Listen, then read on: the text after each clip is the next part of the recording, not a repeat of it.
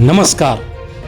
पत्नीच्या प्रेम संबंधामुळे आणि तिच्या जाचाला कंटाळून तलाठी पतीची आत्महत्या. लग्न होऊन अवघ्या 12 दिवसातच संसाराची राख रांगोळी. मृत तलाठ्याच्या पत्नीविरुद्ध खुनाचा गुन्हा दाखल. काय घडले नेमकं पाहूया.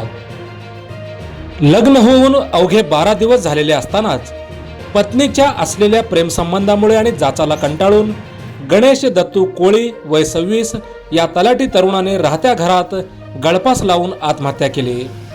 अंबाजोगाई शहरालगतच्या मोरेवाडी परिसरातून ही धक्कादायक घटना समोर आली आहे. या प्रकरणी अंबाजोगाई शहर पोलीस ठाण्यात मृत तरुणाची पत्नी दीपाली हिच्या विरुद्ध खुनाचा गुन्हा दाखल करण्यात आला आहे.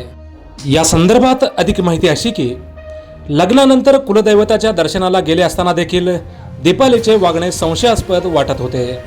ते कोणाशी तरी लपून फोनवर बोलत असतानाचे दिसून आले. तिने हे लग्न आपल्या मर्जीविरुद्ध झाल्याचे सांगत गणेश सोबत राहण्यास नकार दिला आणि ती अंबेजोगाईला निघून गेली. गणेश 24 मे रोजी दीपालीला भेटण्यासाठी मोरेवाडी अंबेजोगाई येथे आला.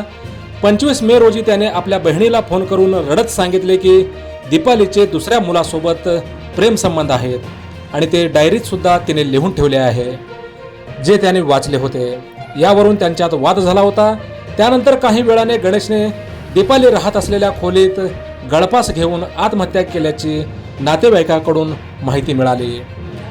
दीपालीचे बाहेरील अनैतिक संबंध आणि मानसिक त्रासामुळेच गणेशने आत्महत्या केल्याचे त्याच्या घरच्यांनी सांगितले आहे.